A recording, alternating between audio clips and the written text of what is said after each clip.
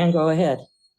All right. Well, thanks, Alex. I appreciate getting invited or suggesting I do it or whatever happened. I don't know, but it's always fun to just talk to different groups. And I've done this kind of sporadically the last few years and talk to other groups. And it's always been nice to meet other pilots. And Arizona is someplace I haven't spent any time, but I really want to. So it's cool I have a lot of friends down in the Phoenix area. It's really neat to talk to a group from down there. So just briefly, most of you might know, but I had an accident in my C model Mooney, the one pictured here, in 2017. Um, just a quick rundown of me. I'm a flight instructor. I was a flight instructor when this happened. I had about 2,100 hours. I grew up flying. My dad had a plane. He bought his first airplane when I was like 6 months old or someplace in there. And so I grew up flying. And what was interesting is this particular Mooney was based at the airport that my dad was based at, that I grew up at. So I remember seeing this Mooney all the time when I was a kid. And I remember thinking it needed a paint job. And I still thought it needed a paint job when I got it. But then after I flew it a while, I got used to it and the paint job was endearing to me and I really liked it. But so I've known this airplane almost my whole life. The first time I saw it, I was probably 7 or 8 years old. And then the owner that had it passed away, and it was pickled and put in his hangar. And 2 years later, brokers were trying to get it and made his wife very upset with how they're treating her. And she tracked me down and said, look, if I'm gonna, she used more colorful language than this, but she said, if I'm gonna lose my butt on this airplane, I would rather have you get a good deal. So she offered it to me and I bought it. Um, I bought it in 2010, and my dad, who was sort of my aviation mentor, he passed away in 2008, and he was a Beechcraft guy. So I knew he wouldn't like this. Um, but this airplane, the 800 hours I flew it, and then my subsequent Mooney, and then I've been instructing in Moonies, has really turned me away from the Beechcraft and into the Mooney world. And you'll learn a little bit about some of the Mooney strengths when I talk about this. But anyway, this particular airplane was a 1969 C model. It was very nice. These are some of the trips that my wife and I would do with this airplane. We didn't have kids yet. After we bought it a couple years later, we started having kids. I have two girls, so it was enough of an airplane for a small family of four. But all of these places were independent trips. So some of them are right by each other. You have Portland and Mount Rainier. Those are near each other, but that's two separate trips that I took out Pacific Northwest. We went to the Bahamas with it once. We took it to New York and did the Hudson River corridor, and that was great. We've had it to Florida a bunch. Miami and Key West, these are separate trips too. The lower left kind of shows the panel. So by today's standards, it's a little dated, but I was really happy with it. So I mean, I had a Garmin 530. I had the KX155 and an STEC 30 autopilot and a 340 transponder or 327 transponder and a 340 audio panel. So it was a really nice airplane. Did I hear a question? No? Oh, we were just making sure your screen was advancing or it was showing what you intended. We weren't sure. Do you see all the pictures? Off on the left side, yes.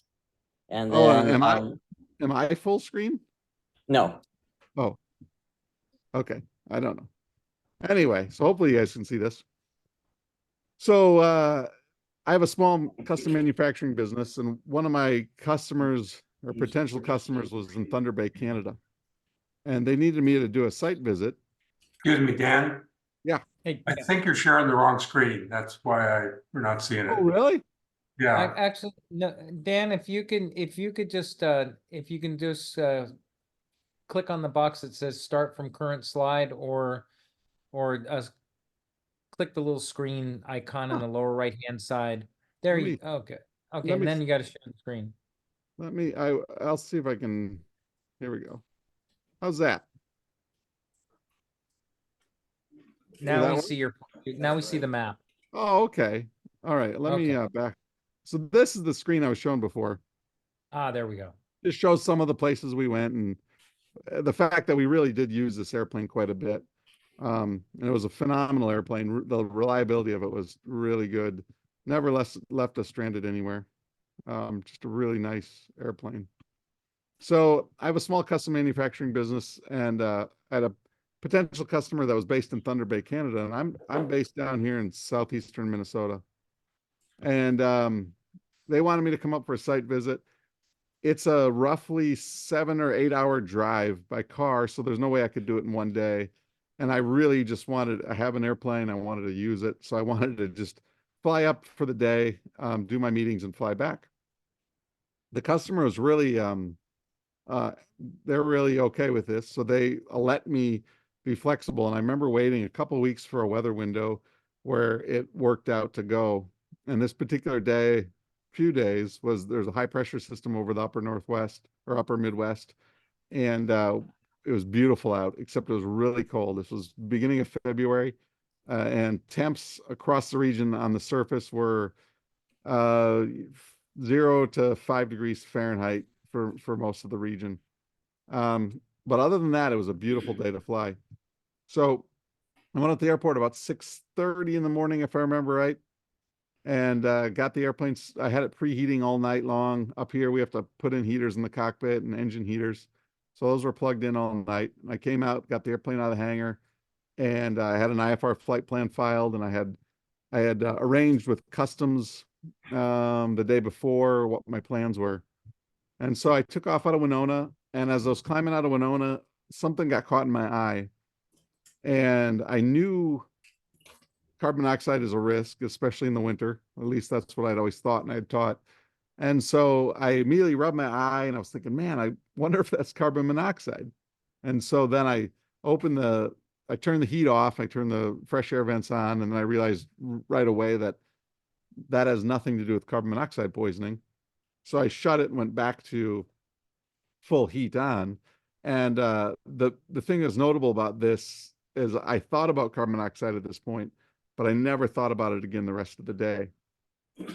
So for the first leg of the trip, I climbed up to 10,000 feet.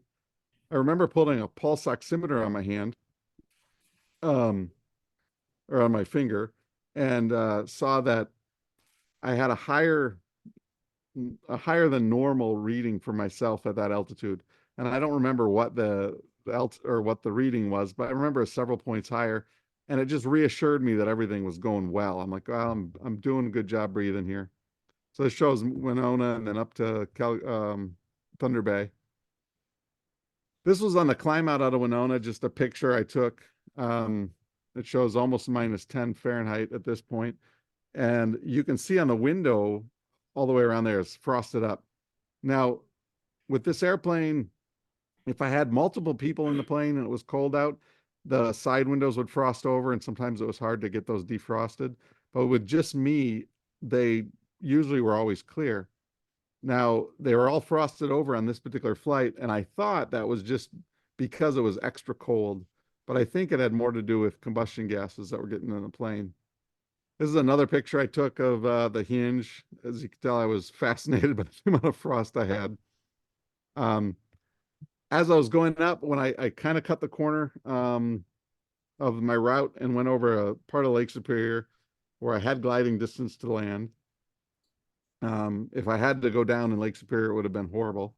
It's so cold. But this was just a beautiful flight in the morning. Everything was going really, really well. So here I am just taking a picture of the GPS heading up the North Shore towards Thunder Bay. And not too long after this photo was about when I started to get a headache, a really slight headache. Now, I always drink coffee in the mornings. And back then, in particular, I drank so much coffee that if I didn't have any, by the time, 8, 9 o'clock in the morning would roll around, it wouldn't be uncommon for me to get a headache. So I didn't think anything about getting a headache. I just assumed it was because I hadn't had coffee yet. This is I joked this was a use for AOPA membership, is that they gave you an ice scraper. But that I was scraping the window as I was going up, and just for fun. Obviously I was bored. This is the last photo I took out of the plane going into Thunder Bay that morning. So that's looking down at Lake Superior and some of the islands on the North Shore or on in Canada there. So I got to Thunder Bay. I landed. Now for the last 10 or 15 minutes, I had a slight headache. It wasn't really bad, but it was there. And then I taxied and it was incredibly cold. And customs told me to give them a phone call before I even get out of the airplane. And I'll tell them what time I landed and what was going on. And they said they would either give me a clearance code or they'd tell me to stay there and then they would send someone out to meet me. So I shut down the airplane, called customs, and I told the customs agent that I landed a few minutes ago. And he said, well, what time? And I said, just a few minutes ago at 9:15, as my memory anyway. And he acted a little bit confused and then just gave me a code to write down, and that seemed like it was okay. So I get out of the airplane, get it secured. I remember I did have a blanket for the engine. I covered that up, and I also asked the line guy for a extension cord, so I plugged the engine in to keep it warm for the day. And then I sprinted from the airplane into the FBO building. So I was kind of out of breath already. I had that slight headache. And when I got in the FBO building, when I was trying to talk to the line guys, I realized that it was an hour later than I thought. And it turned out that Thunder Bay is on Eastern Standard Time or Eastern Time Zone, and we're Central Time in Minnesota and Chicago and stuff. And I had no idea that they were Eastern. And so at this point, I started getting an anxiety feeling, a butterfly feeling. I couldn't really explain it, but I thought that I had screwed up and I'd arrived to Canada outside my customs window late. And at that moment, I remember thinking that customs was going to come out and they were going to arrest me or they were going to show up. Something bad was going to happen. And it was a way I started to, started to give, what am I looking for? I was assured that that's what my anxiety was from, was this clearance into the Canadian customs. And then in hindsight, that confusion with the customs agent was him thinking it's 10:15 and I'm saying I landed just a few minutes ago at 9:15, and we didn't discuss it, but he kind of just gave me the clearance and let me in. So after that, I started to feel a little bit better, and I got my rental car and I got my car and went to visit my customer. By the time I got to my customer, they were expecting me an hour earlier also, because I didn't know that they were on Eastern Time. And so they had already moved on to the next items of the day. And they said I could come back after lunch. So I went to lunch by myself and I had some coffee and started to feel better. And then I went back to the customer, did my meetings throughout the afternoon, and then went back to the airport. I don't remember the exact time, but I'm going to say 3:30 or 4. Now, when I got back to the airport, my headache was gone at this point, so I assumed the caffeine had fixed it. I was feeling pretty good, other than I was a little bit later to head home than I wanted, but that was just the way it was. So I called the customs in Minnesota at Duluth. They had to send an agent to the airport to meet me, so I had to call them, tell them I was going to depart, when I was going to arrive. And I did that. Then I went and got in the plane to start it, and the engine wouldn't start at all. And just being covered with the engine heater on wasn't enough heat to get combustion in my engine. The intake tubes were so cold soaked, I couldn't get it to fire. I had to call customs back and say, hey, I got to get a preheat. And then I was delayed a little bit. And they came preheated for about half an hour. Then the engine did start. And I started to head back to the United States. But I was going to Duluth, Minnesota to clear customs. Now, this flight was an incredible flight. I didn't have a headache. I felt fine. There was a little bit of headwind, but other than that, it was a smooth, beautiful winter flight. It took me a little over an hour. I want to say about an hour and 20 minutes to make this leg. And it was beautiful all the way back. This was the last photo I took out of the airplane. It was about 10 minutes maybe out of Duluth, and that's Lake Superior, and you can kind of see the Wisconsin shoreline on the other side. So it's where it's necking together. I landed in Duluth, and this is where things start to get interesting. So I landed in Duluth, taxied into the FBO, and the customs agent met me on the ramp. And the second I shut down and I opened the door to the airplane and stood up on the wing, I got a splitting headache, and it hit me hard. And but it wasn't in the plane, it was outside the plane. So all the symptoms that I've had now have been able to be justified in the morning, headache, anxiety. And then now I'm getting out of the plane and the headache comes back and I'm not in the airplane. It didn't connect with me that the airplane could have been even related to it. So I do the customs quick at the airport, at the airplane. We sprint into the FBO building. We finished the paperwork in there, and he said, see you later. He left. I called my wife on the phone and told her I had cleared into the States and I'll be home in a little over an hour, and let her go. And I used the restroom and I ran back out to the airplane, hopped in, and started the engine. And I started the engine right away because I didn't want it to get cold soaked like it did up in Thunder Bay. So I started it right away to make sure it would run. And at this time, it's now dark out. The sun had just went down. But the engine's idling. And as it's sitting there idling, I got out my iPad and I filed my IFR flight plan to Winona. And I filed IFR for each leg. And it was complete VFR the whole day. But I always flew that airplane IFR in cross countries. And so I filed the IFR flight plan. And I knew I couldn't get my clearance until it was in the system. So I was using Garmin Pilot at that time, and Garmin Pilot would message me when it was entered into the system. So I filed it and I was just waiting on that. And as I was waiting, I tidied everything up. I put my hat and my gloves on the seat next to me. I made sure my knee board was okay. I had my headlamp on for the night flight. I had my coat off, and in the back seat, I was wearing a sweatshirt. And I just kind of tidied up everything and organized everything, getting ready for the flight. I had a flashlight on the seat next to me, and I had my headlamp on, which later I couldn't find either one. But once it was in the system, I called and got my clearance. Now I'll play these and you guys can kind of listen to them. I can tell from the clearance that I'm impaired. And there's a few things that I don't think I normally did. I was alone and I referred to me in the airplane as we're going to do this, we're going to do that. That's something I don't think I normally did. I definitely try not to do it now. But I can tell I'm slightly impaired here. Hello, Crown, Bunny 90149 Victor. Bunny 90149 Victor to Lewis Ground. Yeah, Bunny 49 Victor, we're over here at the FBO with information we're ready to copy our IFR to Winona. Bunny 49 Victor, clears the Winona Airport as filed, maintain 6,000, expect 9,000, 10 minutes after departure. Departure frequency 125.45, 4250. There's Winona has filed 6,000. I expect 9,000, 10 minutes, 12545 departure, and 4250. 49 Victor, read back correct. Okay, so I can tell that I'm not quite where I should be mentally with that. Now, it was, as IFR goes, it was a really simple clearance, and the readback wasn't horrible, but I can tell things aren't quite working out.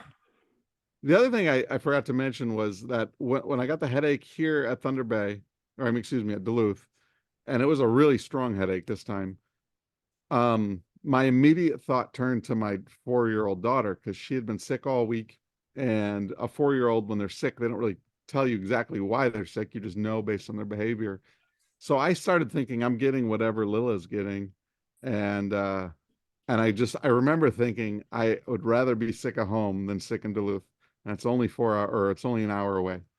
So there's a little bit of get there-itis involved here. Oops. Now I'll just play the taxi clearance. You can kind of, if you listen really close, you can kind of start hearing the that I'm not quite right. 9149 Victor to Lewis Ground, holding position on the ramp. So they had me holding the ramp. This is real time right now, so there's a little break. I don't quite remember what it was for. 2049 Victor, exit out the Monaco ramp by the east end, taxi 270 Alpha 5, cross runway 3. All right, well, exit the ramp on the east end, and Alpha, and cross runway 3. 2049 Victor, verify Sierra. Correct, we have Sierra. Okay, now the first thing there is he said, go to runway 27 via Alpha. Alpha 5 cross runway 3. I didn't read back the Alpha 5 thing, but I did understand it because that's where I went. I didn't go all the way down Alpha. But that's another just a little mistake I had made. Now on the taxiway out, can you guys see my mouse? Yeah. You can, okay. So on the I was down here, and on the taxi out, I started taxiing out. And about the time I was crossing runway 3, that anxiety feeling came back. And it came back, and it only lasted maybe like 20 seconds, and it went away. And it kind of confused me because I was like, why am I nervous now? I didn't understand why I had anxiety or what that was. And as I got to the Alpha 5 run-up area, I remember taxiing in and stopping, and then the headache and the anxiety feeling, everything went away, and I felt fine almost instantly. And I remember kind of being confused by that. But I ended up doing a run-up, and when I do my run-ups, I'll do a flow check, or I'll flow the airplane, and then I'll get a checklist out and follow up the checklist on the flow. This time, I don't know if I got the checklist out or if I just did the flow over and over again, but I remember going through the checklist and then going through the checklist again and again. I was in this loop, and during this loop, I don't quite know what I was thinking, but I wasn't really thinking about departing. And now this is where it's interesting. I got a departure clearance without asking for one, and this is Yeah,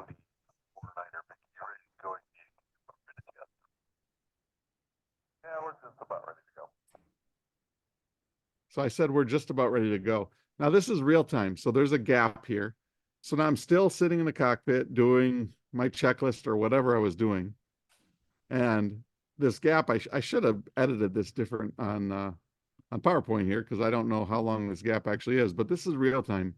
So I was still sitting here running through my checklist, trying to figure out what was going on, getting organized. And then ATC calls me.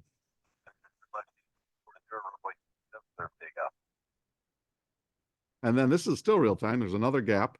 So I didn't ask for departure. Now I'm still, there it goes. 40.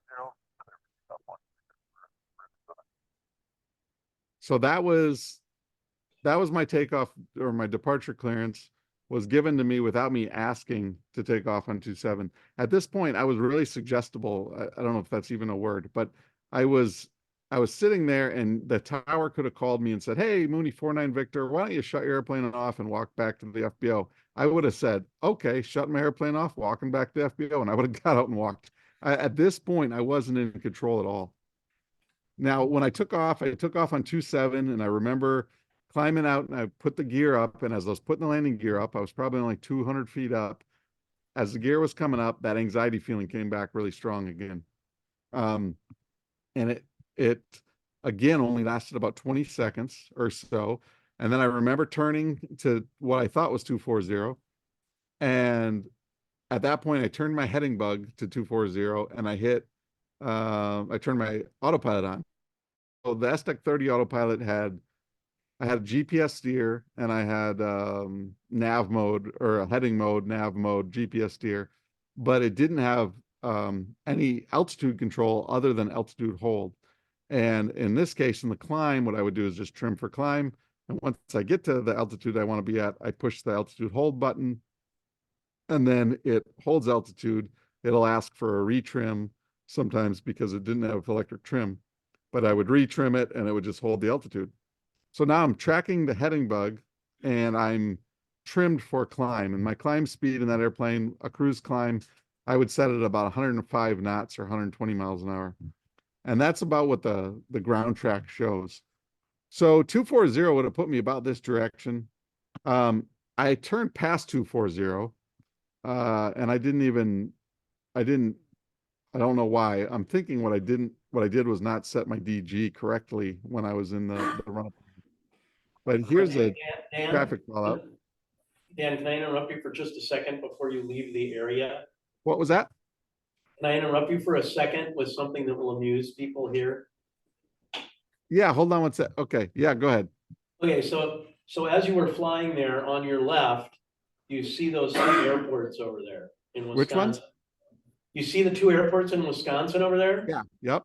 The one with the anchor is called Sky Harbor. Yep. And we have Phoenix Sky Harbor down here, but Oh, obviously right. that's a much bigger airport.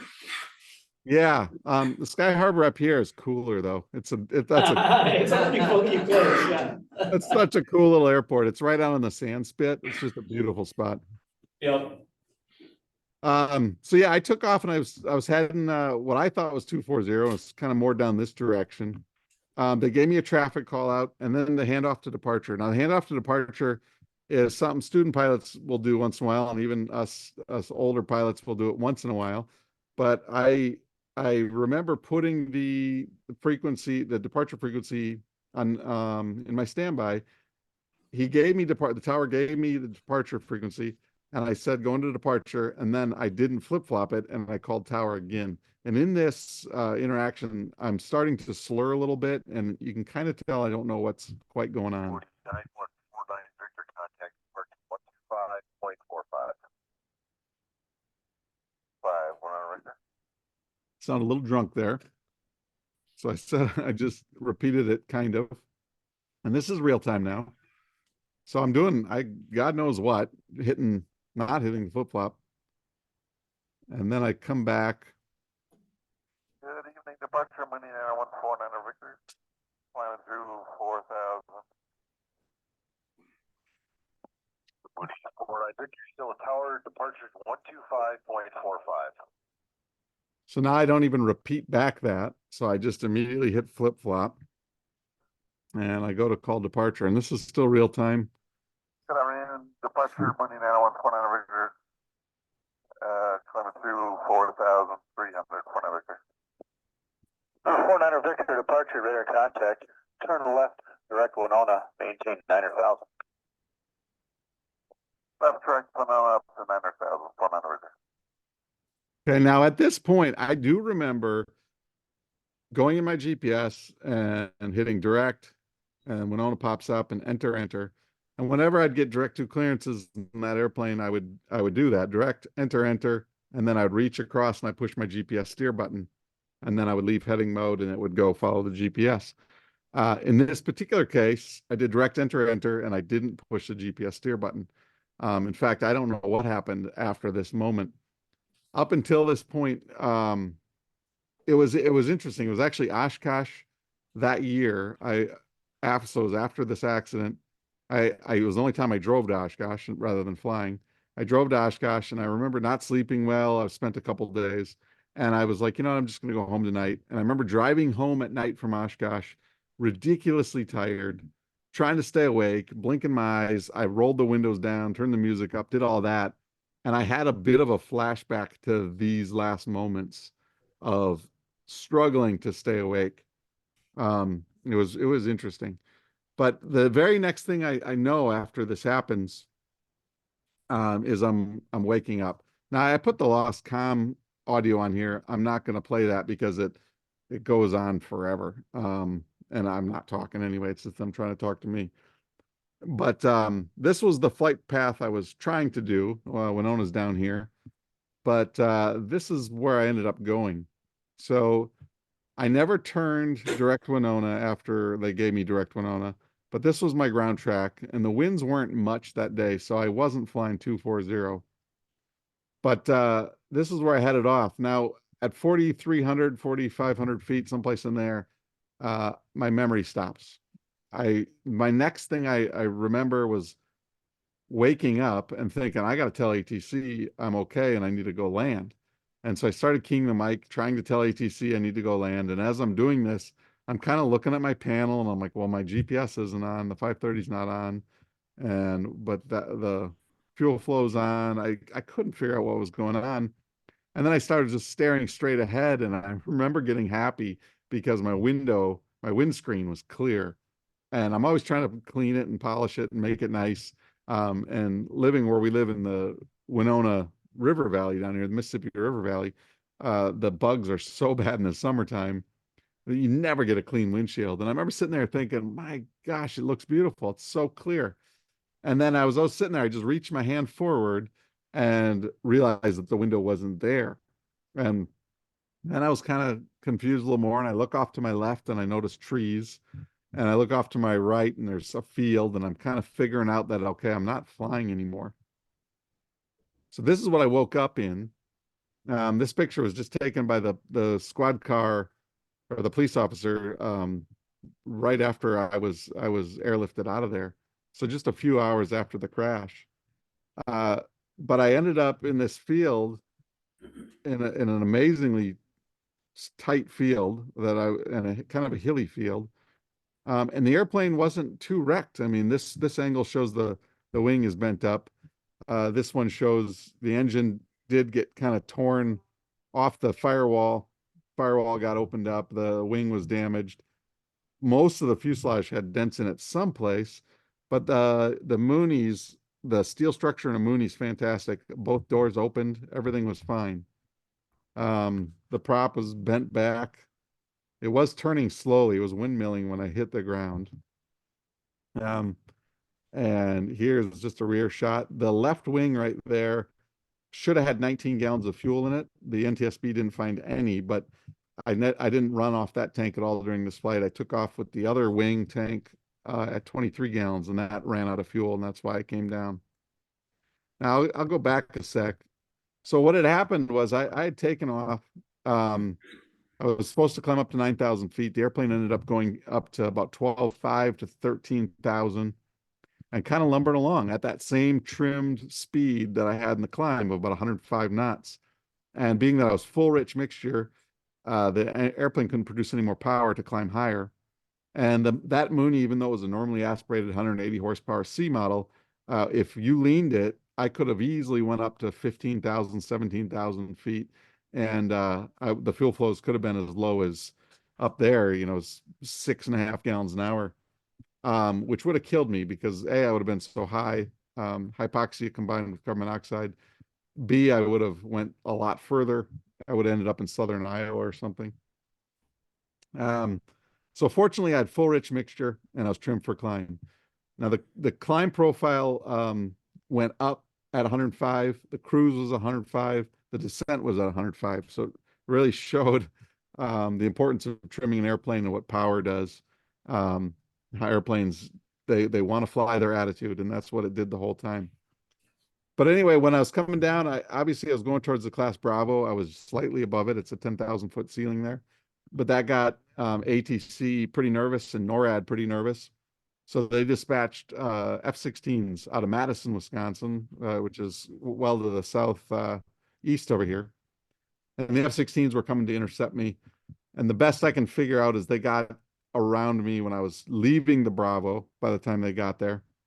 So I went over the Bravo and I was leaving the Bravo, and they were around for a little bit.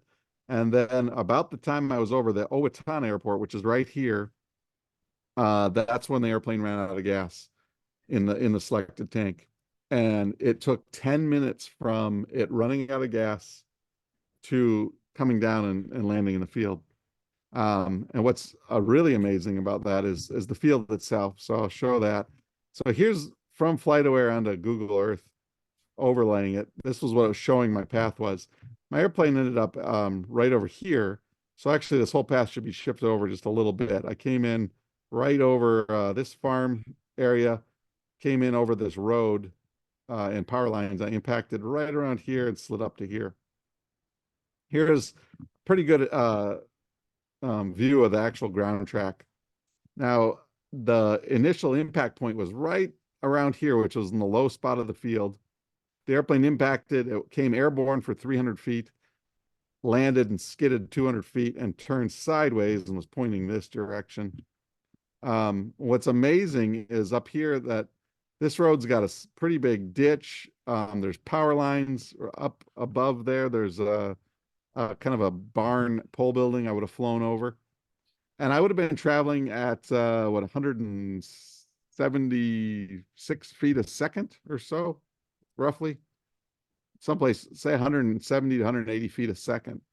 So that means if my airplane ran out of gas 1 second earlier, 10 minutes before, I would have hit this road or power lines or even that barn. And if it ran out of gas 1 second later, I would have ended up into the trees in the woods here. And so it's miraculous. If I was awake in the daytime, I don't think I'd have been able to put it. right in that spot. Incredibly lucky. So as I woke up and started figuring out that I wasn't flying, I saw my right wing was pointed this direction. I saw a searchlight well off in the distance in a field, and I knew they were looking for me. And so that became my focus. Like, I got to get over there. So it took a while to figure out how to get out of the airplane. I thought I was paralyzed because I couldn't move my legs or my feet. And also I noticed there was a helicopter that had flown over a few times. So I'm trapped in the airplane. There's a helicopter flying over. I'm assuming they're looking for me too. And I wanted to just get out of the airplane. I couldn't figure out how to do it. I couldn't move my legs. I thought I was paralyzed and I didn't care. I just thought, okay, I got to figure out something else. Now, a friend of mine had an airplane accident at night where he came up short of a runway and wrecked his airplane. He was trapped in it. He was able to call 911 himself. And then the search and rescue people came to the airport, and they couldn't see the plane because he wasn't at the airport. He was a half a mile away. And then he turned on the lights of the airplane, and a few of the lights worked. They came out and rescued him. So as I'm trapped in my airplane, I started thinking about Tony, and I'm like, how do I do this? And I started like, I got to turn the lights on. So I went to turn the any lights I could on, and none of them worked. I had an overhead light, an interior light, and that had a rotating knob, and I could turn it the wrong direction, and that wouldn't turn the light on. But I didn't have the strength in the hands to turn it the right direction. But none of the lights worked. So I knew I had to kind of get out of the airplane, and I was trying to figure it out. And I thought, you know what, if I can move my toes, I'm not paralyzed. I was thinking about movies, and I sat there and I thought real hard, and I wiggled my toes, and I thought, okay, I'm not paralyzed. And then I went back to my feet to try to figure out what was going on. And both of my feet were pinned under the rudder pedals. They'd slipped forward and crushed. So I was able to get one out really easy, and the other one was really stuck in there. And it took some struggle to get that out. And then when I did get that out, I kind of slid out onto the wing of the airplane. Now, meanwhile, I looked for my headlamp and I looked for my flashlight, and I couldn't find them. I found my telephone, but it had an error message on it. It wasn't working, so I just threw it in the back seat. I found my iPad, and what was interesting is that still worked. It was lit up, and the Garmin pilot was up, and I looked at it, and I remember thinking, am I in Iowa or am I in Minnesota? And I looked at it and I saw Minnesota. I said, okay, and I threw it aside. Didn't even occur to me that I could use that as like a signaling device. So I got rid of that. I couldn't find my hat. I couldn't find my gloves. I was able to get my coat out of the back seat. I also had a pair of Carhartt bib overalls that my wife had told me, bring those with, and if you have a forced landing, you can put them on and you can walk out of the wherever you're at. So I first got those out, and I was trying to put those on. And due to my injuries, I didn't know it at the time, but my injuries weren't allowing me the flexibility I needed to put Carhartt bib overalls on. I remember laying on the wing and trying to put them on, and it just wasn't working.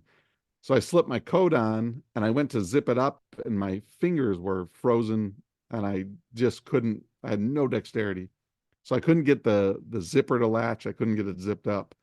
So I just decided, well, I'm going to go to where I saw that light. So I set off across the field, and ironically, it's about the same path as this path here that I crashed on. I started walking that direction away from help, basically. And it's the middle of winter now. It's February. It's now almost 9 o'clock at night, and this high pressure system was beautiful. There's no clouds, but there was no moon at all.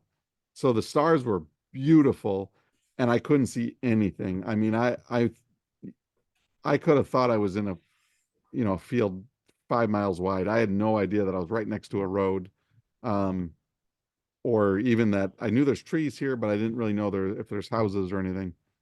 So I started walking off that direction to go towards that where I saw that light shining in the field, and that light had been gone. I hadn't seen it since I was in the airplane, but I started walking that direction, and it was also helpful that it was downhill. So I'd kind of stumble and fall and get up and stumble and fall, and I'd fall backwards. And I remember swearing and being really upset because I wasn't netting the direction I wanted to go. But then I got kind of to the dip in the field here, and I fell down. And at this point, I don't remember any pain, but I remember being exhausted and tired and kind of giving up. And I kind of rolled over and laid on my back, and the helicopter flew over again, this time right overhead, and I waved and yelled, and that was nothing, and they kept going. And I knew the helicopter was looking for me because they were flying east and, or actually, let's see, this is north. They're flying north-south. So they're flying north and south, and they come north and south a little closer and a little closer. And so I knew they were looking for me, but they didn't see me. And I was laying there, and I remember kind of starting to feel warm. I was starting to be comfortable, and I was looking up at the stars, and they were just beautiful. And I remember thinking, if I die, that's completely fine. I don't care. But if they find me, that's fine too. I don't care. I'll just lay here. So I was laying there, and straight above us, or above me, was the Pleiades star cluster. And when I looked at that, a moment flashed into my head that happened 3 years before, almost to the day. And my wife was pregnant with a girl, and we knew it was a girl, but we hadn't planned a name yet. And it was midnight, and I was putting her into the truck to take her to the hospital. And she stopped and she said, "We don't have a name for this little girl yet." And I looked up, and Pleiades was above me. And I said, "Well, we can name her Maya, because that's the eldest sister in the Pleiades star cluster." And so we ended up naming my daughter Maya. And when I was looking at Pleiades, that moment flashed into my head. And what was interesting was, up until this point, I didn't think about who I was even. So I didn't know I had kids. I didn't know I had a wife. I didn't know anything. I was just kind of stumbling around going through it. And once I realized that I had a family and a wife and a life I thoroughly enjoyed, it just gave me the strength to get up, or to sit up, I should say, and figure, you know what? If it's painful and a lot of work to try to get the help, and I don't make it and I die, that's no different than just sitting here. So there's no sacrifice in trying to get to help.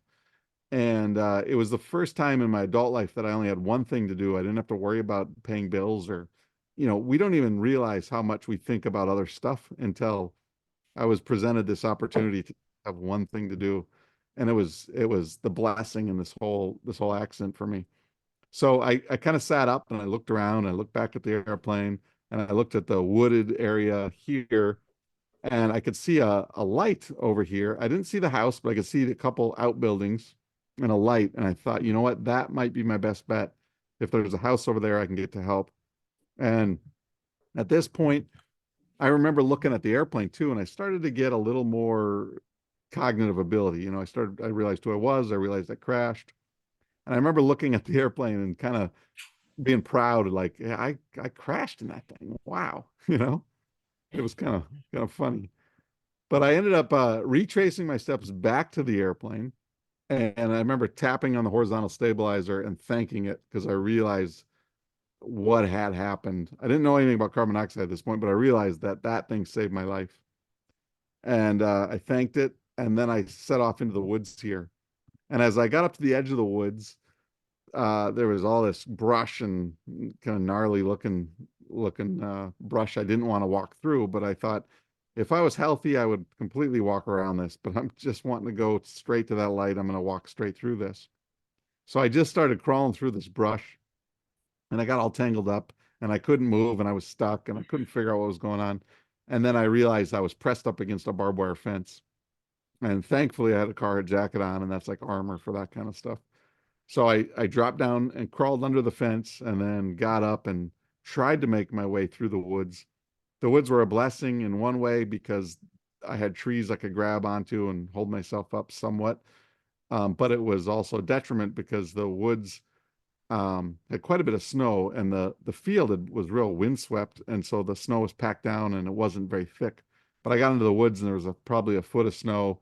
And when I would fall, I didn't have gloves on, and my hands were just bricks at this point. And I remember kind of crawling, and I remember getting really upset, because I was getting closer to those buildings. And I thought, man, I'm going to live. If I live through this, they're not going to be able to save my hands. They're going to have to cut my hands off. That was my thought at the time. And that really, really bothered me. But I made it up to the, where's my mouse? I made it up through here to this area, and I hadn't seen the house yet. The house was sitting right here. So I kind of scooted up along the edge of this garage, and then I saw the light, and I got here, and I saw the house. And what was interesting was, between the airplane, walking out here, and walking to here, I fell down 40 or 50 times, like just unbelievable amount of times I would fall. And when I got from the corner of this garage to the house, it was glare ice across that whole area. And I didn't fall once. I walked the last 75 feet without falling. But that house, I saw the blue flicker of a TV light in the evening, and I went up and pounded on the window and was saying, help me, help me. And the woman who lives there, her name is Cynthia Crabtree, and she's retired and her husband was retired, but he, as a side gig, for fun, he drove school bus for the local high school, volleyball team or something. I think it was volleyball. So he wasn't home that night. She was alone watching TV and some guy's pounding at her back window. And she did thankfully come and open the door, and I had blood all over my face. And she said she invited me in, but my memory was just barging into her house looking for warmth. And I sat down at her kitchen table and told her I had crashed and she needed to call the police. She was panicking and she picked up the phone and dialed 9111111. She just kept hitting one, which we found out doesn't work. I didn't learn that until much after this. But then she called her son, who is a highway patrolman in the area, and he was working, and he said, we're out looking for a downed airplane. And after that, it was 2 minutes until sheriff's deputy showed up. And he was there 3 or 4 minutes, and then the paramedics showed up. And then they literally just loaded me in the ambulance in the driveway, drove me out here, over here, and just right here. And the medevac helicopter landed right here, not too far from my airplane. And that's who was flying over looking for me. And so I got into the medevac and they took me to the Mayo Clinic. And then there was a whole host of tests on why did this guy pass out. And it wasn't until maybe an hour it's probably 2 hours after I was at the Mayo Clinic that one of the doctors said, we have to know why you passed out. Nothing's making sense. 39-year-olds just don't pass out. And then she was kind of walking away. I said, I have no idea. She was walking away. I said, wait, did you check for carbon monoxide? And then she said, no, we didn't. And she took a blood test and ran off, came back a few minutes later and said, that's what it was. And it was interesting because, carbon monoxide testing wasn't a go-to thing for an airplane crash survivor or a crash victim. And it probably should be. But fortunately, one of the ICU nurses also does rotations in the hyperbaric chambers that they have. And she knew that carbon monoxide needed to get treated with hyperbaric treatment. So within 8 or 10 hours of me crashing the airplane, I was in a hyperbaric chamber doing my first session, 3-hour session. So I got to do 3 sessions in the hyperbaric chamber. One of the downfalls with going to the Mayo Clinic was they didn't have a burn center, and I didn't know this, but frostbite is considered a burn. So they just kept telling me, you're never going to have feeling in your hands again. That was pretty hard on me. I was really happy that I lived, but I couldn't imagine life without feeling in my hands. And I think it turned out that I'm about 80% of where I was before the crash. With feeling in my hands, and I think that's all because of the hyperbaric chamber. So I was really fortunate that that aided in the frostbite that I had so bad. The injuries from this whole crash were, a lot of people like, oh, you walked away, that was great, and it was, but I ended up breaking 3 vertebrae in my back. I broke my jaw, knocked out a couple teeth, and my upper jaw was the one broken. So it wasn't horrible. They wired it up, and I had to have a blended diet and all that. But I don't think it was nearly as bad as the bottom jaw because you don't move it. So that was nice. But I had the frostbite real bad. I had a knee puncture that was pretty bad. So the whole recovery took, I don't know, probably 12 weeks or more before I was pretty well back to normal, kind of. Well, I shouldn't even, the feeling in my hands, it took at least a year to get to where it's at now. And then I'm still missing teeth, which I haven't done.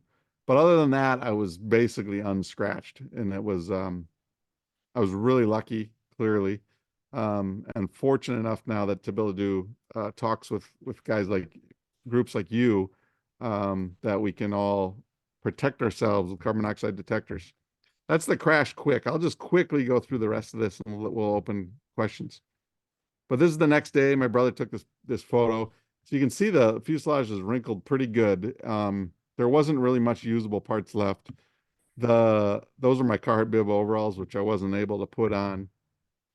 The right wing obviously took a little bit of ground damage there, but that full spar and the steel tube fuselage area definitely helped me live through this. Here's my my windscreen. So it broke right in front of me, which is another miracle. And right here you can see kind of a hand streak, and that's from me reaching forward and then pulling my hand back. All of this frost is from my breath because I was passed out breathing away, and that's what came up there. This just shows the inside. Looks pretty good, but it's all twisted up. I mean, you can see my transponders half sticking out. The window is broke open, and then there was a ton of dirt down here because the firewall broke and scooped a bunch of dirt in. Over on the pilot side, that's cracked open along there. It was pretty torn up. So just quick, this is kind of the, the school part of it. What is carbon monoxide? It's most of us know, but it's an invisible gas that comes from burning fossil fuels, and it's odorless and tasteless, and you can't, you don't have any knowledge that it's there. Now, when you're burning gas, there's other things you can sometimes smell with exhaust, but the CO isn't one of them. And when it's inhaled, it combines with the hemoglobin in your blood. And the hemoglobin take oxygen normally from your lungs and transport it throughout your body. But CO also will grab onto that hemoglobin, and when it does, it prevents that hemoglobin from carrying oxygen. So they say it's 200 times stronger than oxygen. So when you put an oxygen up and a carbon monoxide molecule up, the carbon monoxide is usually going to win. And when it does win, it doesn't let go either for a long time. So carbon monoxide poisoning, there is a level of poisoning with it, but most of what you get is hypoxia. So it's a forced hypoxia by depriving you of oxygen. And because the bond is strong, it doesn't take much CO, and it'll poison you slowly. Now this is so I was a flight instructor, I still am. And when I taught primary students, I would teach about carbon monoxide. And these are graphs that were right from FAA training stuff, presentations. And I find they're horrible. So percent CO in the blood, they'll say up to 10%, you have no symptoms. And from 10 to 20%, you'll get a slight headache. From 21 to 30%, you'll get a headache, slight increases in respirations and drowsiness. And then, so they show it build like it's a linear thing. So your headache's going to get worse and worse and worse. And then you're going to have shortness of breath. And then over here, it talks about how much is in the air. And similar thing, at 200 parts per million, you get a headache and tiredness and dizziness and nausea after 2 to 3 hours. And then at 400 parts, you get a frontal headache within 1 to 2 hours and life-threatening after 3. They make it sound, to me anyway, it always seemed like it was a linear thing. One thing they don't even talk about on here, maybe they do a little bit down on the bottom here, but they don't talk about the most important part of carbon monoxide poisoning or hypoxia as your loss of cognitive ability. And that's what got me, because my cognitive ability declined. And then I started to justify, because naturally we try to justify what's going on, try to justify all the symptoms with my life. And a lot of those kind of made sense.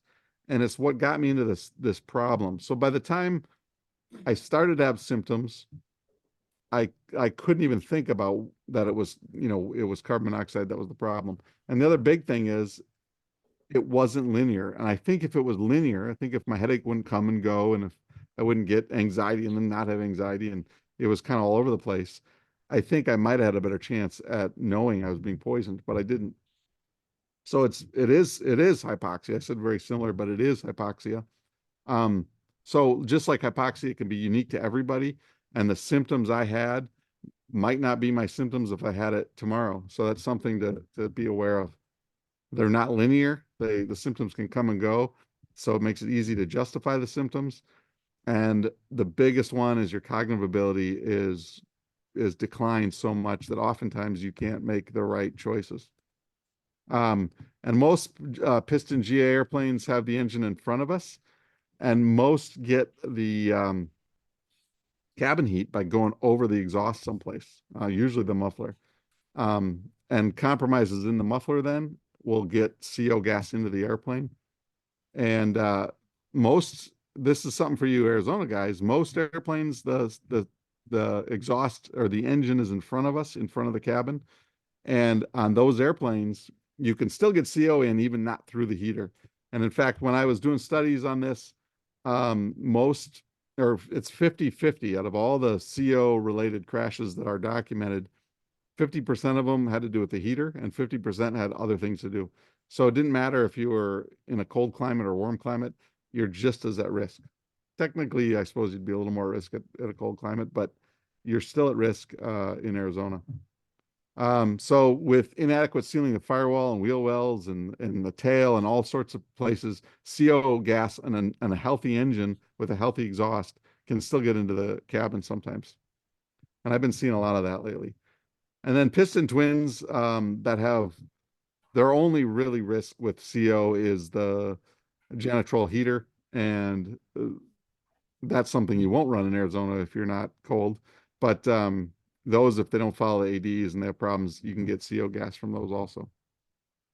So it's not just a winter climate or winter or northern climate. The CO accidents happen equally in all climates and seasons. This is why I said 50% happen due to compromising the heating system.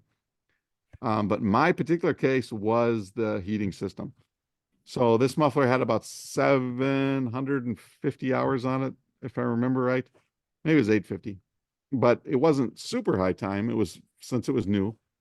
And this crack here is what let it in. And this is the C model Mooney has a 4-into-1 exhaust. And so this is in the center of the engine. This is the top of it. And what I think it was I maintained my airplane well, I believed. But to be honest, I didn't take a lot of stock in making sure the exhaust slip joints worked properly and were lubed all the time. I did pressure test this 89 hours before the accident at the annual. And there was no crack. But in this case, there was a big crack right in the middle. So I believe there's two things. I had a backfire the day before this flights, or I should say the flight before this day of flights. And I had my wife and kids. Backfired at startup, and it startled my wife, and I told her, don't worry about it, it's just a backfire. But in reality, that airplane only backfired 2 or 3 times in the time I owned it. And the FAA asked me if I had any backfires, and that could have caused the crack or made it bigger.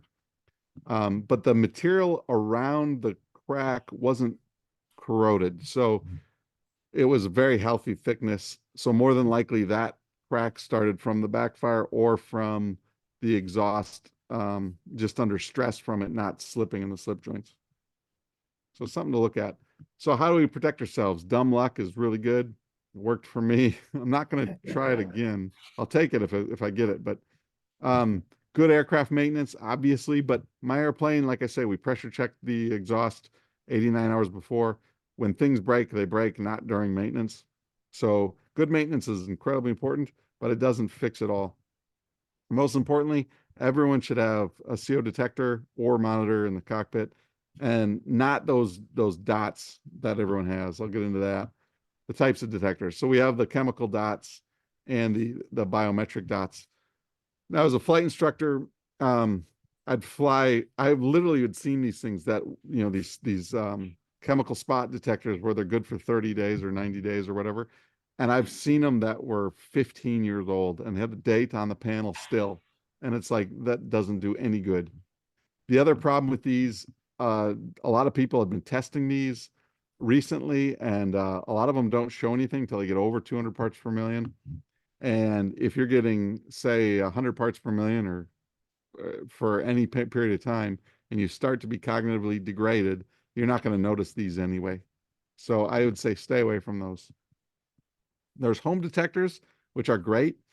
For me, they would have prevented this accident probably from happening, but it probably would have prevented it while I was in Thunder Bay or in Duluth, because they're made to this UL standard. And this UL standard is just so that they aren't overly sensitive. So when you do have them at home, they're not going off all the time. Because if you have a gas stove, if you're close to your garage, a gas fireplace, whatever, you're going to have some amounts of CO. So it would work as a catastrophic, but with this standard at 70 parts per million, and I don't have it listed here, but I believe it was up to 400 parts per million at that range in there, they have to alarm in 60 to 240 minutes. So for an airplane, that just isn't going to work. But then now in the last 10 years, especially, but in the last every year, there's more and more. But there's these portable high resolution monitors. This is a SensorCon. I don't even know what brands these are, but you can get them online. You can get them on Amazon. You can get them all over. And they're phenomenal. So a lot of them will give you real-time readouts of CO concentrations in parts per million. A lot of them will have they'll have audible alarms, visual alarms, vibratory alarms, all sorts of different ways. They're sensitive enough, they give you immediate feedback. And what's amazing about that is you can use it like an engine monitor. And actually, I would really lobby that engine monitors include CO monitoring on their engine monitor displays and data logging, because you can use that as one more piece of data to figure out, the healthier airplane. There's panel mount detectors. Guardian is the ones I have shown here, but ITHRA is also a really good one that they make now, and they're under NORSEA, so they're available to buy. And I have one I'm putting one in my airplane.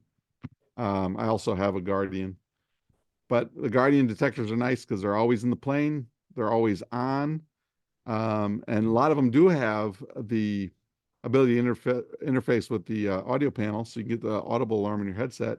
And a lot of them also will go into engine monitors. So I know JPI, you can have them accept data from one of these and you can track it and save it, which is really nice. There's also a lot of other equipment that has CO detection. The Sentry ADS-B receivers have it, which is great. And the Lightspeed Delta Zulu headset has it. I have two Lightspeed Delta Zulu headsets. They're phenomenal. And they have built-in carbon monoxide detection, as well as it's just the audio quality of that headset's great. But I think it's really important that if you're not flying with carbon monoxide detector, to get one. And if you're flying with one, get another one. It sounds stupid, but having two is good. I've been around these enough lately that I've seen detectors fail and not let you know they failed. They keep reading 0 and, oh, life's fine. So I think it's good to have two. I have 4 now, so I'm extra good. Pulse oximetry. Now this is important. I checked my pulse ox on the first flight and I thought everything was going good. But what they do is everyone should have one. I got a pulse oximeter first, and after I got one, I immediately ordered my first portable oxygen system, because I had no idea that the FAA was not conservative on their oxygen use requirements. I always thought that the FAA is being extra conservative all the time. They'll be fine. If you're above 12.5, you need it after half an hour. But in reality, it's much, much lower. It's real common for me to be at 10,000 feet and without oxygen or without breathing oxygen, I'll be at 88%. And I've had friends that I've seen as low as 75. So it's important to have a pulse ox, but they don't have anything to do with detecting CO. In fact, when they do detect CO, these pulse oximeters work on color of blood. Somehow they have a light and they look at the color, and your CO rich blood will actually increase the oxygen saturation display on one of these. So when I saw that I was several points higher, I actually saw that I was being poisoned by CO, but I had no idea at the time. I thought they would have detected that. So it's measured in parts per million. OSHA was allowing 35 parts per million for an 8-hour workday, but CO exposure and altitude and time aren't good. That's kind of all we know. There isn't a lot of really good data on it. But the other thing is so we shouldn't tolerate any CO in aviation. So 35 parts per million is relatively safe for you. You're not going to get sick. You're not going to get a headache. it probably will degrade your cognitive ability some, but it's not the end of the world. But where these detectors are so great, these high resolution detectors, when we're watching them and we know our airplane's at 6 or 8 in the climb, and then we get into cruise and it's 0 and everything's great. But then if we see a change, we get to know our airplane and we see a change and all of a sudden we're seeing 5 parts higher than we normally are, we can go investigate it and we can find problems way before they turn into an idiot in the cornfield like I was. I have all sorts of people reach out to me since I've been talking about this, telling me what they found, and it's been unbelievable. Not only problems with exhausts, but V-band clamp failures on turbos. One guy actually had a broken engine mount on his seaplane that he was going to fly on a trip up to Canada. And he's like, well, I better figure out what that is. And he found an exhaust leak, and he's like, why did the slip joint pull out? And it turned out it pulled out because the engine mount broke and the engine was cocked a little. So you can find all sorts of really good things with these carbon monoxide detectors. I replaced my Mooney with another Mooney. I got a 231 now, which is a little turbocharged Mooney. It's a little bit bigger than my old one, but it's 210 horsepower with a Continental turbocharged engine, and the performance is great. But here I flew over the crash site. So this is the house I walked to, is right over here. And I kind of came in right in this area and ended up right there. This is just looking about the path that I flew over. So these power lines I cleared, but I impacted right down here and slid right up over here. This is looking the other way. So this barn and outbuilding is what I came right over. So like I say, 2 seconds earlier, I ran out of gas, I might have hit those. And then don't just ignore the cat right there doing the number 2 or whatever. I don't know what the cat's doing. But I took this picture, that's my daughter. And I just took the picture because it shows I came in over these power poles out here. And this picture does a good job at showing how hilly that field was. So I was incredibly lucky to live through that. Here's Cynthia Crabtree. Right here's the window I pounded on, and there's the door I went through. And she's lovely. It's a small thing, it's just a coincidence, but her birthday is the exact same as mine, which is kind of fun. And that's it. That's all I have. Hopefully I wasn't too rambly. But if anyone has any questions, it would be great. Do you still keep in touch with Cynthia? Yeah, yep. Every year on the accident, we talk on the phone, and then Christmas and birthdays and that kind of stuff, we send cards. We've only visited her once, but we keep meaning to go back over there, and we haven't yet. So the night of the accident, how long were you in the hospital? After the crash, it was 5 days before I was able to come home. Or I came home on the 5th day, I should say. And that was kind of neat too. So the 3 years before my daughter Maya was born, and I came home on her birthday. So she turned 3 the day I got home, which was really kind of cool. Although she was scared of me because I had a black eye and I was just beat up. So she wasn't real warm to me, but my other daughter, she was loving it.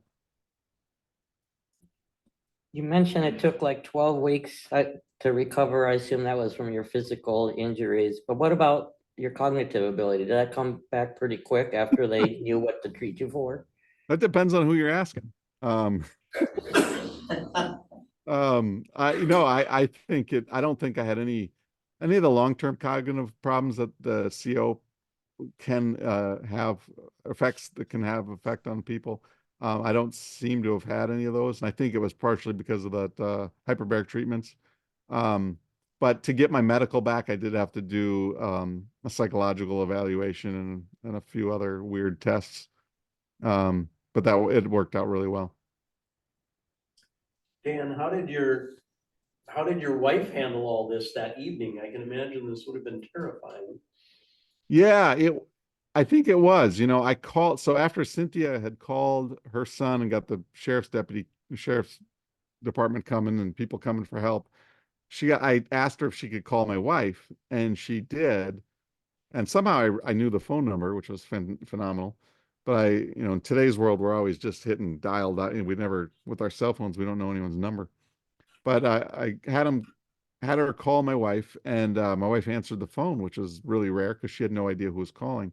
But my daughter, who was 4.5 at the time, she told her they were going to bed, and my wife was laying in their bedroom, and my daughter woke up and said, "Mom, you have to go get that." And she goes, "No, I don't know who that is even." And my my daughter said, "It's not polite, Mom. You have to answer the phone. They're trying to call you." But luckily, my wife did answer, and I talked to her, and I sounded drunk and goofy. And then she got her mother to come and sleep at the house, and my wife drove to the Rochester Mayo Clinic to meet me there. But I think it was hard on her. I mean, um I was pretty banged up, so. And she didn't know why. Her big fear also was not knowing why I passed out. So she was thinking, that I had a seizure or had a brain tumor, or all the horrible things that could be. Now, my other question, although first I should make a comment. I think we all should have congratulated you initially on your survival, obviously. Extraordinarily lucky, in a sense. My question that I always ask about this issue is, do you have any idea on the statistics of how often this actually is an issue? Yeah, Because well, we all obviously flew for decades without any CO detectors, and occasionally this must have happened, and not right, such a happy ending, but. right. I don't have the exact numbers with me right now, but it averages about one fatality per year that Okay, they pin on CO. But what I believe, and the more we've been digging into this, CO plays a role in many, many more accidents. Because a lot of times, some high time pilot that everyone knows and loves will ground loop his plane and he'll wreck it. But he's okay and he gets out. Well, he doesn't do a CO test. They didn't figure out that, maybe he wrecked it because he wasn't on top, he wasn't at peak performance because he had some CO poisoning. So I think things like that happen a lot. And then the since my accident now, which is going on 6 years, it'll be seven. Yes, it'll be 7 years this year. Around the world, not just the United States, but around the world, the fatality number is pushing like 28 to 30 that are documented fatalities with CO. And that leads me to one other thing. I asked pilots to talk about, talk about me or my name or anything, but talk about CO around the airport, because spreading safety related content to people like you is super easy because you come to these. And that's why most of the people I talk to have heard my story 6 times. But if I go to Oshkosh and I just start talking to random people, nobody knows the story. So we all need to share safety outside, at the hangar or wherever, to these people that aren't coming and going after this. Because after my accident, I think it was in 2018. So it's just a little over a year after my accident, there was a 4 fatality.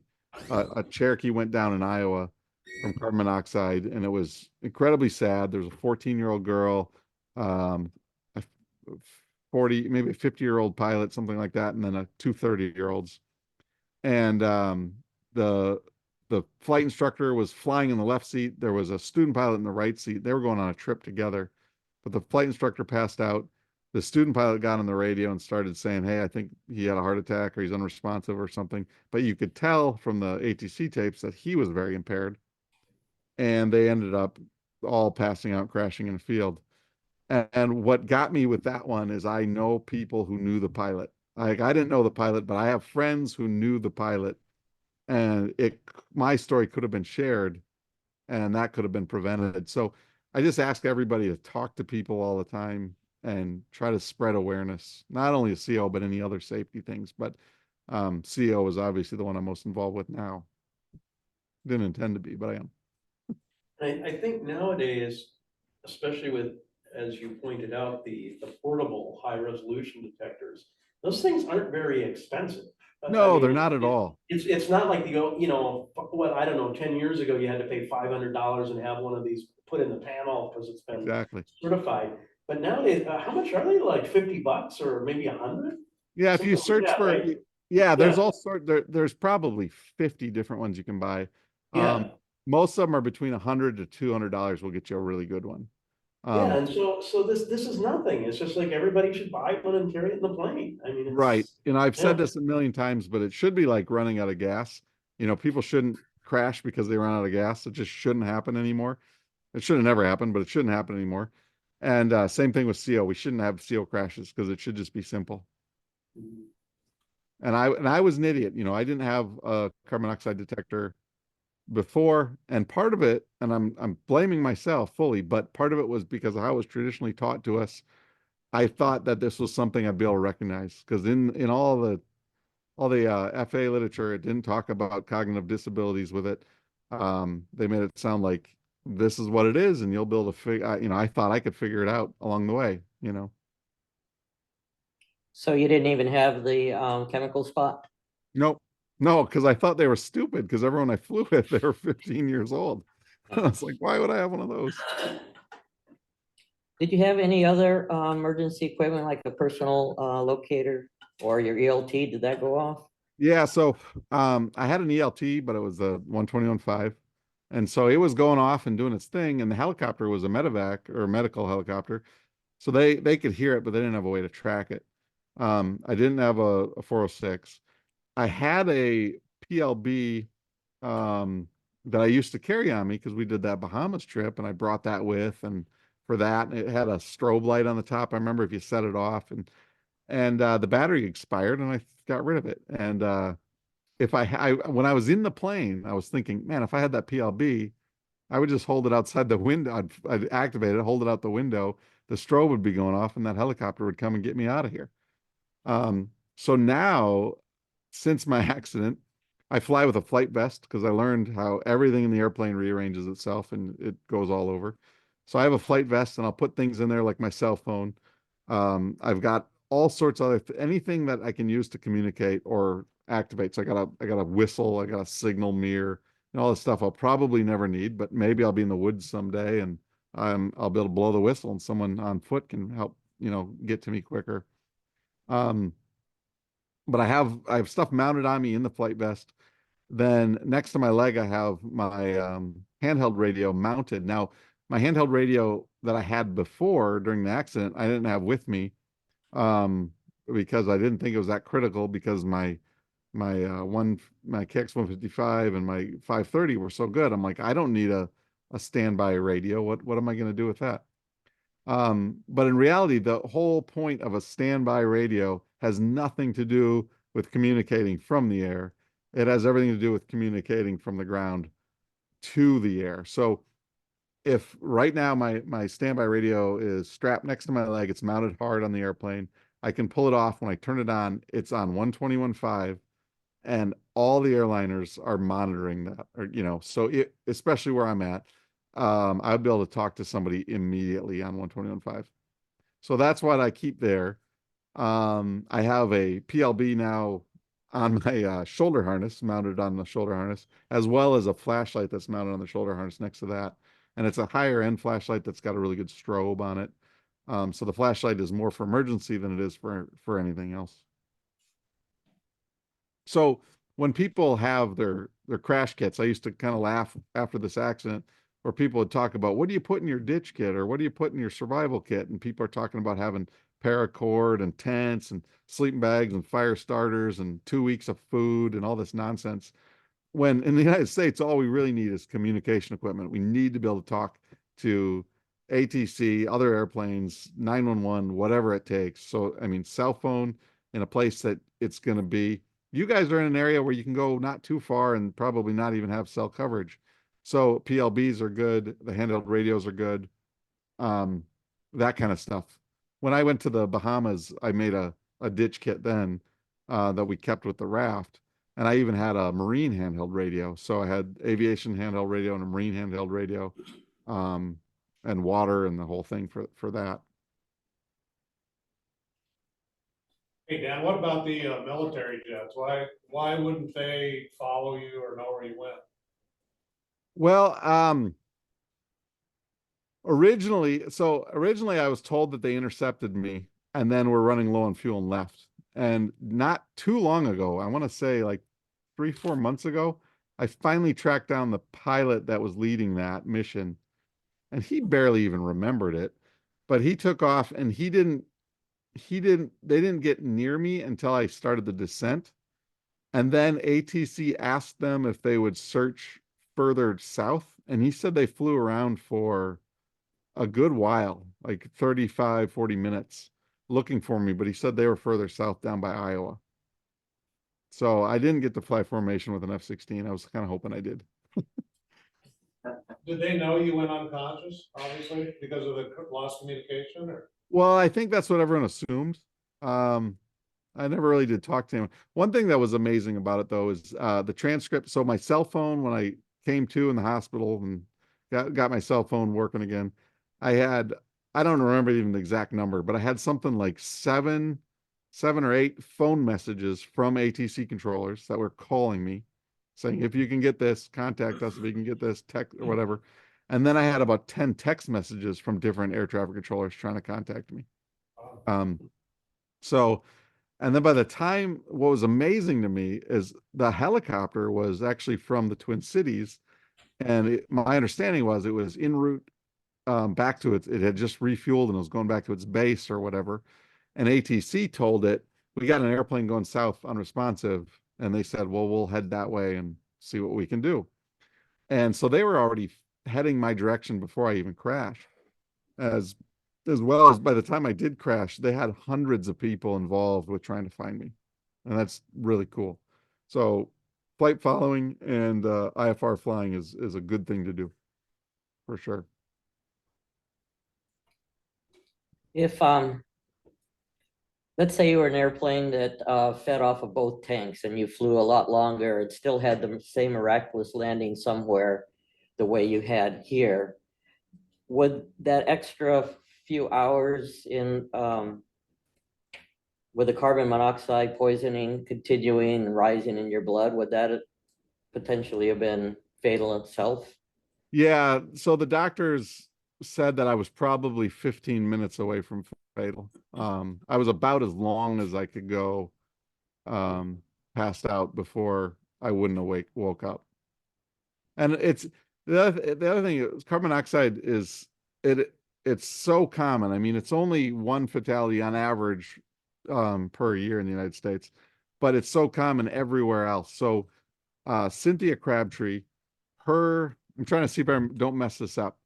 It was her great, let's see, it was her, I don't remember. It was her great nephew, I think it was. So it was her, I don't know how that works. It was her brother's grandson or something.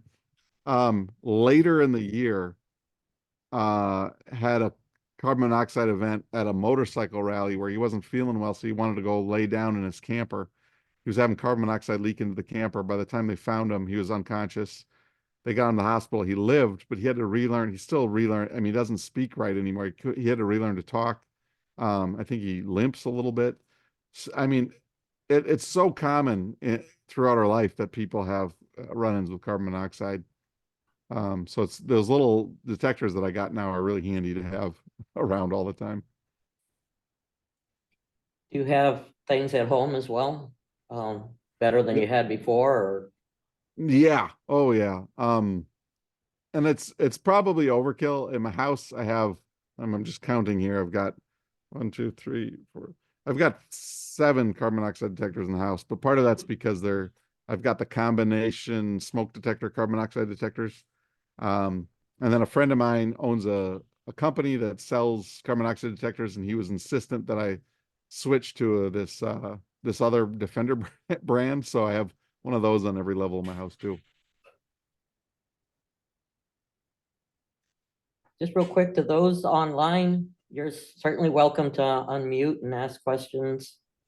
Yeah, I want to just say something. I see online, I see Michael. He's got a beautiful Bonanza, or I mean a Comanche panel behind him. I like it. How long did it take you to get your medical back?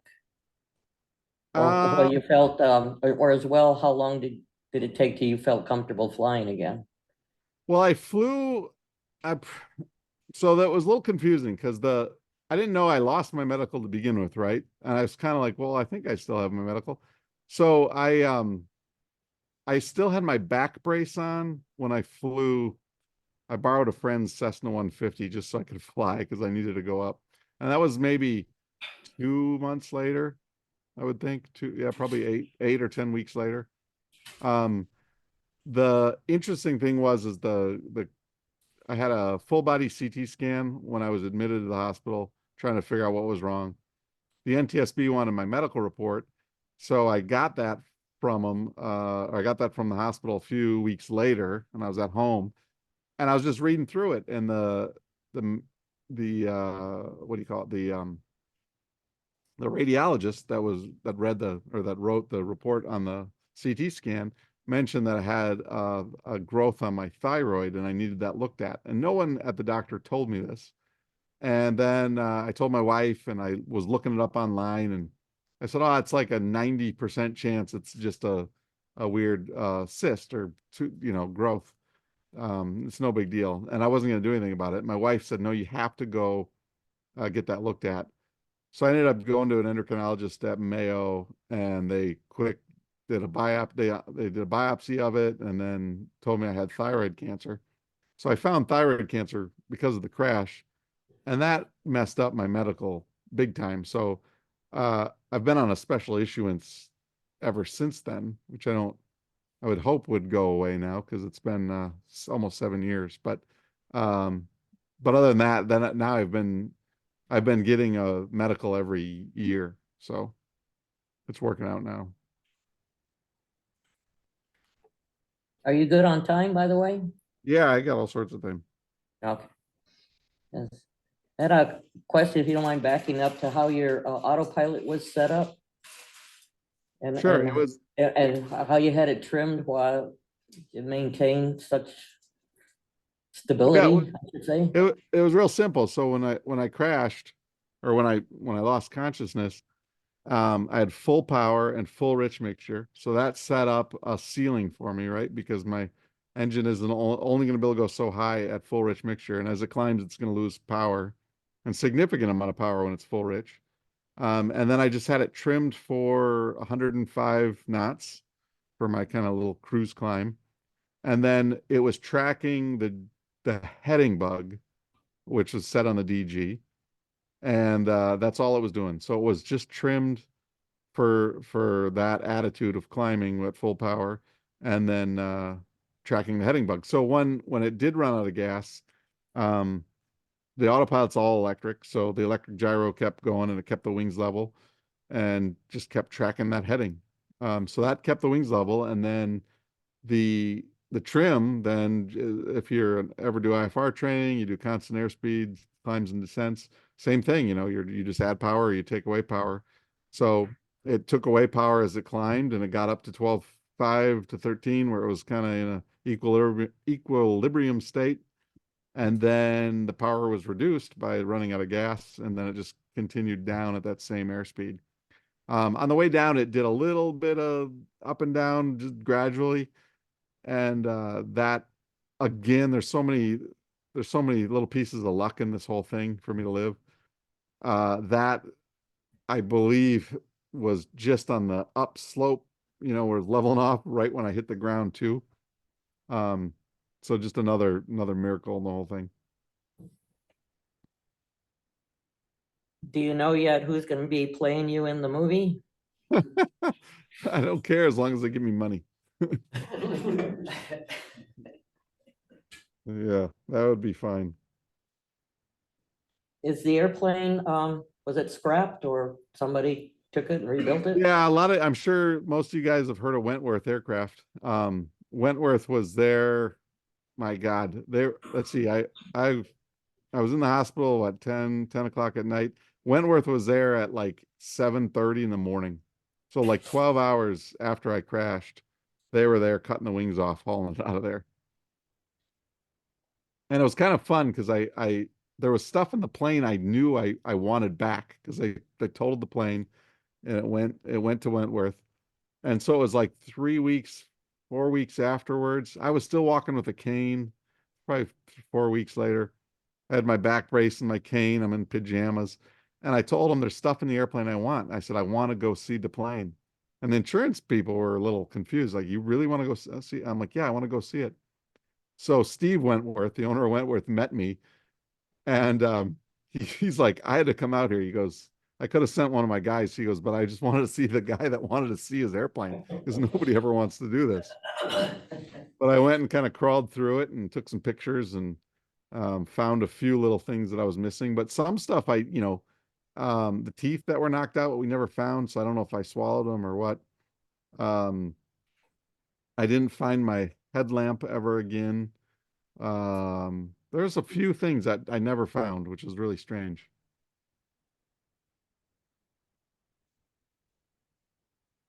So speaking about insurance, was there a big claim? I mean, it was winter, so I'm assuming you didn't damage a bunch of crops, but nothing else, No, yeah, there was, liability wise was yeah, involved? yeah, there was no liability claims at all. It was just the airplane. And those of you that own airplanes and insure them, I learned a little bit. The insurance company was phenomenal. It was Global at the time was the provider. Um, they did what they were supposed to do, but I had the airplane insured for like the exact value I thought the airplane was.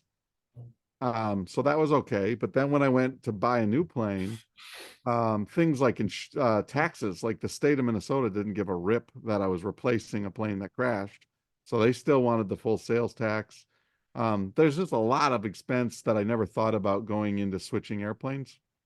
So it didn't do what it quite needed to do financially wise. So it's good you don't want to overinsure your airplane because then you have an accident, they might decide to fix it and it'll take 2 years. But so you want it insured properly, but right at the exact sale value isn't quite enough for replacement.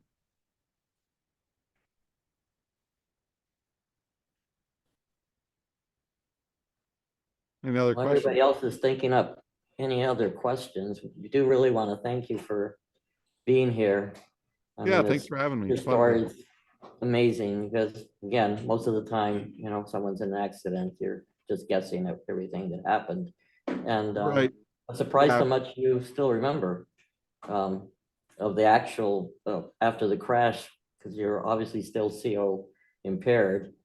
But Right. Yeah, it was nice because the NTSB, I had to do the reports and all that kind of stuff. So I immediately started writing down kind of what had happened. And now I think most of my story is just memory of telling the story. It's not the actual memory of the event anymore, but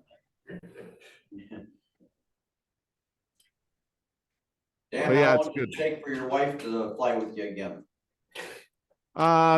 Well, it took the new airplane. So this happened in February, and I bought this other Mooney in July, and then I went to Oshkosh. So it was about August. She started flying with me again. Okay. And but I mean, my flying has changed a lot. I always thought I was a safe pilot before, but I would do lots of things like fly at night a lot, and I would fly my family at night sometimes.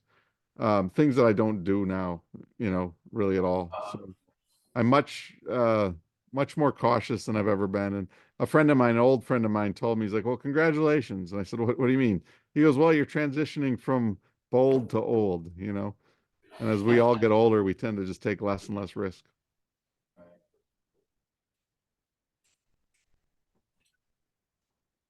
Well, thank you again for joining Yeah. us. yeah, Yeah, thank you very much. Dan, I have a couple of things. Do you Oh. have a list of yeah, it's Michael. Hi. Yep. Great presentation. And I want to say I was watching a YouTube video, or maybe Juan Brown or Dan Greider or somebody did a story about this. And it's just kind of coincidental that the night I signed up for the VMC Yeah, meeting, it wasn't Juan you're the or guy. it wasn't Juan or Greider. Neither of those have done it. But there was a whole bunch of other ones that have. Maybe it was Mentor Pilot. I'm one of those guys. I follow them all over the place. Right. Anyway, I can't remember, but it's just Okay. coincidental.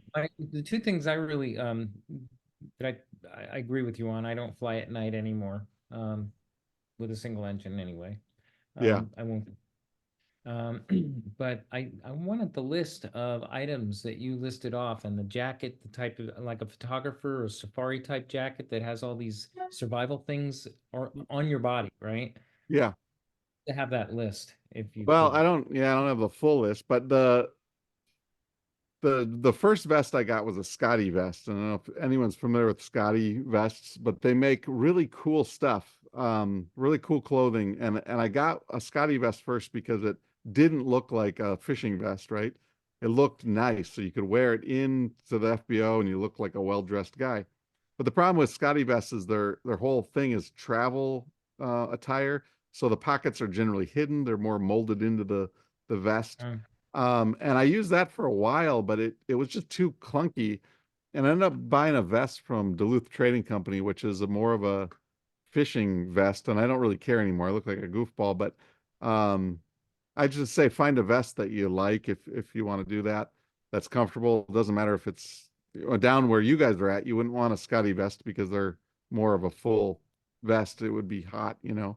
Something lightweight, like a photojournalist type Yeah, knit or mesh jacket or something. But all the things that you talked about, like, you know, a fire starter just in case you are trapped overnight, but the personal beacon and right. radio. So yeah, I like I say, anything I can use to talk. So usually my vest right in the one pocket holds my cell phone so it doesn't go flying. So I can at least get that out and call if I have cell service. The handheld radios down below. I have a couple, like, in case I'm trapped in the airplane for any length of time, you can buy survival water pouches. So it's just a little pouch with like 3 ounces of water in it or something. I don't remember exactly how much water, but those fit in pockets nice. And apparently you only need to survive, you only need, a few ounces of water a day. So I have like 2 of those in there. I have a signal mirror, I have a whistle. Um, what else is in there? Well, not to mention it's just nice. You have spots for pens and pencils and stuff for taking clearances, that kind of stuff. One of the things I don't have with me, so in terms of fire starters and all that kind of stuff, you don't need that on you because if you can get out of the airplane, you can most likely get your ditch kit or whatever you got in the back. So that kind of stuff you can have in the back of the plane. But one of the things I don't have yet, and I would like to get, it was a Mooney friend of mine was talking about surviving crashes, and he was a sailor and he talked a lot about surviving in the water, but he also said how important a inflatable life raft that's enclosed is, because he said if you're not even flying over the water and you crash in the winter and you're not getting help until morning or whatever, all you got to do is pull the string, the inflatable life raft blows up, and you have a shelter you can crawl into. And I thought that was pretty cool. It's an expensive cool. I mean, you got to spend thousands of dollars to get one, but And it has some weight to it too, I'm sure. they're 20 pounds, so it's something that we tend to not have, but I thought that was a cool idea. That is a cool idea. Talking about survival vest, whenever I used to do a lot of cross country, I would just go to an Army Navy store and buy one of the Air Force jackets that the pilots would wear. That was perfect. It was like a very cool, mesh kind, has pockets everywhere. And whenever I'd land, I just unzip it and keep it in the plane. But Yeah, and that's kind of cool because that's the thing, is the military people know this, right? So the pilots in the military already have the equipment on their pants and their jackets to keep what they need. And as GI, I think we kind of miss that a little bit. And yeah, my vest is sitting right now in my passenger seat because when I get in the plane, I'm standing on the wing and I get and put that on and then get in. I have to comment, it would have been really neat, just to play one of the videos if I found it somewhere else. And then we sit them out ourselves and talk, but to have you right here to ask questions directly, I think is probably the best part of your whole presentation. Yeah. Oh, thanks. Yeah, it's kind of fun talking to people. So. And then speaking about videos, Air Safety Institute just did your story, and I think it's online now at AOPA. That's where I saw Find it everywhere. I think it's like 20 minutes or something like that, but It gets to the point real well, but a lot of this other stuff is well over and beyond, and really appreciate you staying on. We're coming on 2 hours. Well, Okay. definitely over 2 hours since you and I started talking to making sure everything was working. So if you need to Yeah. go, just say. No, I'm fine if there's any question. The AOPA thing was really neat. Richard McSpadden was a friend of mine and that I met through this accident. And he's the one that kind of spearheaded me doing that AOPA video. And unfortunately it was going to release about the time he had his unfortunate accident. So they delayed it a little bit. But so it's kind of a catch-22. I was happy that it got done, but then it's just being that Richard was involved with it, it makes it difficult.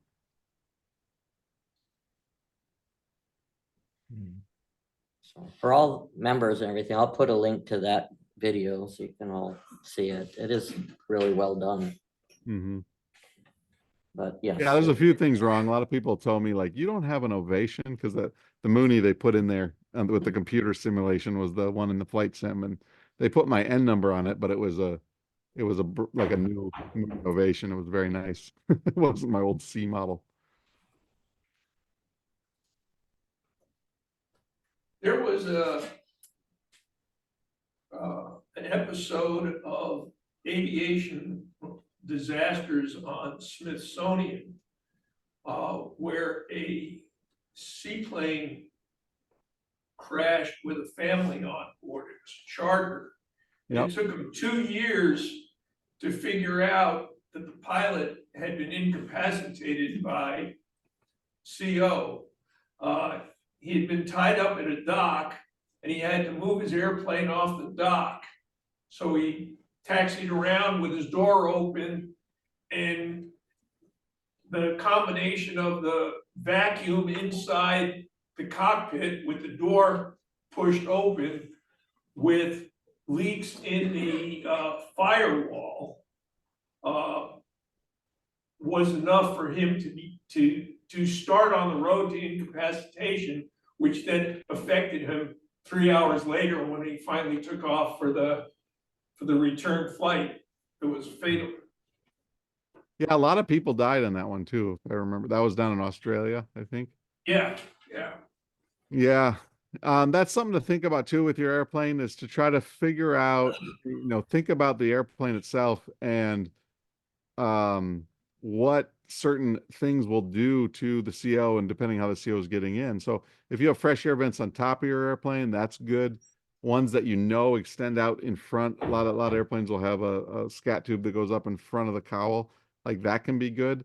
But sometimes if you're getting a CO leak in, say through a part of the airplane, a wheel well or something, and you're getting CO in the cabin, you're like, oh, I'll open the side window. Oftentimes opening the side window will lower the pressure in the plane and introduce more CO. So it's a good idea to figure out how to pressurize your plane slightly. I mean, not pressurize, but to increase the pressure a little bit to keep the CO out or get the fresh air in. But it's good to think about because like that gentleman with the door open, creating a lower pressure in the cabin, gave him more CO. Along those lines, I'll mention too, that it can be very peculiar. So like in my Cardinal, the CO level is higher without the heat on. And when I open the heat, somehow the air being drawn through for the heater actually lowers the CO level.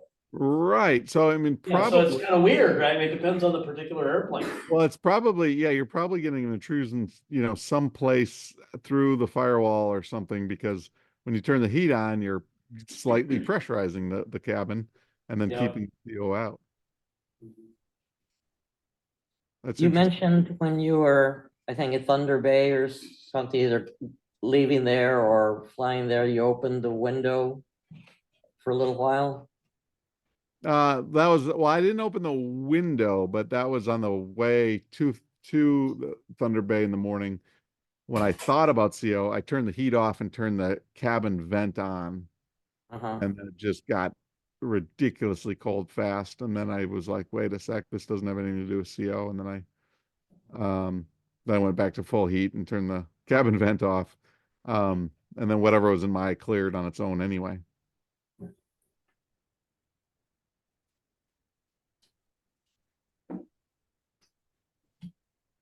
All right, any In other the hos- questions? Yeah, I just had one more. Sure. So when you're in the hospital, who was it that made the suggestion to test you for CO? It was me. It was you, okay. Yeah, the doctor had asked me why did you pass out? Because they'd done all sorts of things, trying to figure out why I lost consciousness, and my heart was okay, and my um the CT scan didn't show anything in my brain. They didn't have any idea. And then I remember her being very stern, and she's like, "We have to know, why did you pass out?" And I said, "I don't know." And then as she's walking away, the flight instructor and me said, "Well, what about carbon monoxide?" Well, that's- Now, that's the other wonderful. thing I didn't talk about on here, but carbon monoxide, they talk about a half-life, right? So when you are poisoned with carbon monoxide, say you get up to 20% carboxyl hemoglobin or whatever they call it, it'll take up to 5, 6, I've heard some doctors say 8 hours before it halves itself. So with aviation, if we have a small leak and you're getting 100 parts per million or something, you fly for 2, 3 hours, stop for gas, maybe get something to eat. An hour or two goes by and you fly a little bit longer. You can kind of do what I did. And it was the 3 flights that got me. It wasn't the last flight that got me. It was the 2 leading up to it were poisoning me. And as I was out of the airplane, my carboxyhemoglobin level would go down, but it wouldn't go down to 0. It'd go down to half of what it was. And then I flew from Thunder Bay to Duluth, and it maybe went down a third or something. So it ratchets up. So it's something I didn't know before either, but it's just something to be aware of with aviation.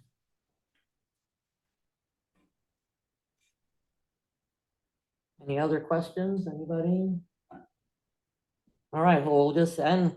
I mean, this was absolutely amazing, and I'm sure it gave everybody something to think about, even if they thought they had it all down. Well, I certainly don't. I don't have it all down yet either. So we're all getting there. Yeah.